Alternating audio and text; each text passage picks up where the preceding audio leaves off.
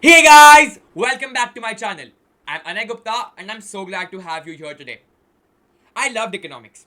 It was practical, it was fun, and I felt it came naturally to me. But I hated the economics structured paper.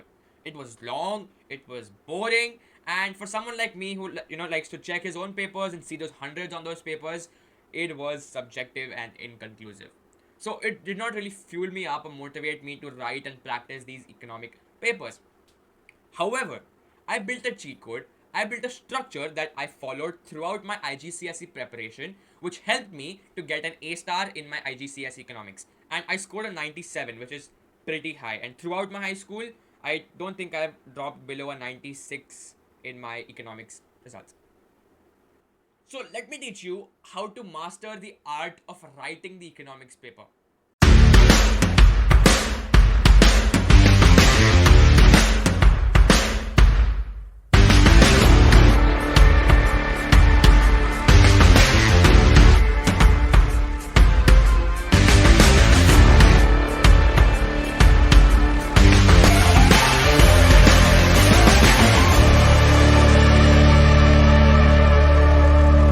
I'll give you three very simple tricks to write a master level economics paper. So first thing is to know your marks. It is very important to see how much the question is worth for. Okay, so let's assume that the question is a 2 marker. Okay, so what do you do in this case? Either it could be a definition, so you just write the definition verbatim, or it could ask you give me 2 examples of, say, capital goods, or from the passage, or it could ask you give me 2 examples of this, or whatever. Give me 2 examples of direct taxes. So whatever. So you just write the 2 statements or the 2 examples, or straight answers. You can also lift from the passage if it's a case study. So yeah, that is how it would be. Nothing very extravagant over here. These are free marks. Then if there is a 4 mark question, what do? You have 2 points plus explanation. Okay, so for example, if the question is explain 2 causes of unemployment, so you give the 2 reasons, okay, why the unemployment may increase, and then you explain why each reason leads to unemployment. So there has to be an explanation that follows. So 1 mark is for the idea, and then the other mark is for developing that idea. Okay, then let's assume that the question is now for 6 marks. Okay, what do you do in this case? So first question that could be there is an analyze type of a question. Okay, which is just basically an open-ended response without a specific activity that you're supposed to do. So it's just asking you analyze the causes of this, or analyze the effects of this. Sorry. For the analyze kind of questions, you have to give 3 points or 3 ideas and their explanations.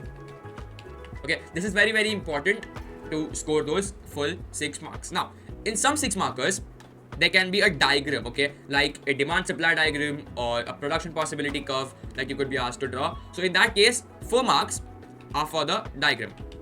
Okay, 4 marks are for the diagram. How are the 4 marks distributed? So 1 mark is for the axis labeling. Okay, so if there's a production possibility curve, then you just label, say, consumer goods, capital goods, goods or services, or whatever. Okay, or if it's a demand supply curve, you put quantity and price on the axis, whatever. Right, so 1 mark is for the axis being labeled correctly. The second mark is for the shape of the curve. Okay, so the shape has to be accurate. The third mark is for the graph being labeled and all the details being followed. So for example, if the graph is demand supply curve, you need to label the graph as DD, right, or D1 D1, S1 S1. Okay, so all these ideal things. Or if suppose there are 2 demand curves that are there, so you need to be able to draw 2 demand curves accurately and label D1 D2 accurately, right? Also, if you have to label, say, points on the curve, so if you have to show, say, a contraction or extension on the curve, so you have to label P1 P2 as well on the curve, and then show the extension, contraction, movements, whatever there is on the curve. So all these labelings and features, I could say, carry the extra mark. And then the shift or the change. Okay, so if there's a increase, or if the curve is moving to the right, so you show a right arrow and show the shift in the curve. So that carries 4 marks, plus 2 marks are for your explanation. Okay, so how are these explanations weighted? 1 mark is for the description. Okay, is for the description. So for example, I could say, as price increases from P1 to P2, supply also increases from S1 to S2, and you have extrapolated them on the graph. Okay, so that is one kind of description that I'm giving, a statement that I'm inferring directly from the graph. Okay, so description carries 1 mark, and then a reason for that description. Okay, why supply is increasing when price is increasing. Okay, so basically we're talking about extension of supply here, so the reason carries the 2nd mark over here. Okay, now let's move forward. What happens when there is an 8 marker? Boom.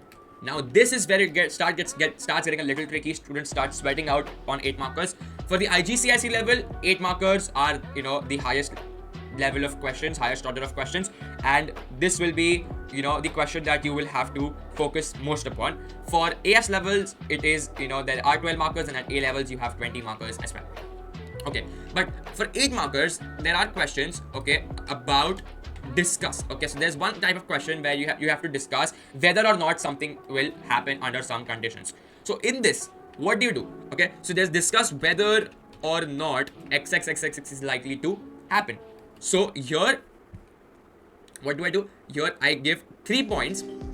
Okay, here I give 3 points for yes and 2 points for no, or vice versa. You can choose to do that, or vice versa. Okay, so say discuss whether or not a supply side policy will be effective in improving economic growth. So 3 points for why supply side policies may be effective in improving economic growth, and 2 points for why they might not be effective. Okay, with explanation. Important. Okay, you can do 2 for yes and 3 for no also, but yeah, these are the minimum requirements. Okay, in some cases they will have an explain kind of a question. Okay, especially in the AS level exams, they may ask you an analyze or an explanation question for 8 marks. So here, what do you have to do? You have to write 4 points, okay, with detailed explanation. Detailed, okay, and the word detailed is to be stressed over here. Detailed explanation. Okay, very important. Here, it may be hypothetical, but it should have a very linked, and coherent response. Now, what do I mean by this? I'll explain when we come to point 3. Okay, but just keep this point in mind. Okay, now let's move further. A 12 marker that comes very frequently in the AS level examinations. 12 markers are often discuss kind of questions. Okay, but now they are increasing in the order of difficulty from an AS level from an IGCSE level difficulty. So here, one option is to go 5 points for yes and 3 points for no. This is my safest bet. 5 points for yes, 3 points for no, or 5 points for no, 3 points for yes, vice versa. You can do that. Plus explanation, including at least 2 graphs. Now, what I like to do is a trick called if-else trick, which means, okay, I'd say that if you increase the taxes, okay, then this will happen to, say, the aggregate demand and supply, and I have drawn the aggregate demand and supply curve, okay, to show that how it is influencing. And if you don't, then this is what the effect will be. So very contrary effect. If you're getting like different, responses or different outcomes, you can show the difference in the outcomes using different graphs. Or else you can illustrate 2 separate points using 2 separate graphs on your response. But I like to recommend students at least use 2 different graphs in a 12 marker to show that they've understood, how these graphs work. So this is what is very, very important. Okay, now in this, I recommend doing something called as tagging. If you're an IGCSE student and if you can pull this off in your 8 markers, it is absolutely excellent. And I did this. I used tagging in my IGCSE exams. Now, what is tagging? Okay, tagging is basically there is a point. Okay, let me just explain it in a more simple way. Okay, let's assume that there is a ball I have in my hand and I bounce the ball. Okay, the ball bounces and the first bounce is your point. Okay, it is the main point that you're explaining. But the ball just goes up and then it bounces again. The second bounce is just what comes after it. It is as an effect of the first point. It is an effect of the first point that may count as another point altogether. Okay, so how does this work? Okay, for example, I am saying that if corporate taxes are reduced, then the costs of the firm will reduce and the profits of firm will increase. Because of this, they may invest in growth, expansion, and that is why their supply of the economy might increase. Now, on this point, I can add a tag, say that because of the firm expanding, they may experience economies of scale, and because of the economies of scale, their costs can reduce further. Okay, so the direct taxes directly have cut costs, and because of that, the firm will grow, and now the firm will experience economies of scale, and its costs will reduce further. Okay, so because of the first point, another point is happening, and that is my tag. And tagging is a way to show examiners that you are analyzing things, not just blatantly पढ़ा है ये points ये लिख के आ रहा हूँ. No, you're analyzing and developing your ideas cohesively. Okay, now what to do in a 20 marker. Now this is sometimes a scary terrain, and don't worry guys, I'll teach you how to navigate this quite proficiently. Okay. Sorry. So 20 marks is basically what you have to treat as an English essay. Okay, just treat this as an English essay. You have to start with an introduction. So an introduction is not just discuss whether or not XXX is likely to reduce poverty in the economy.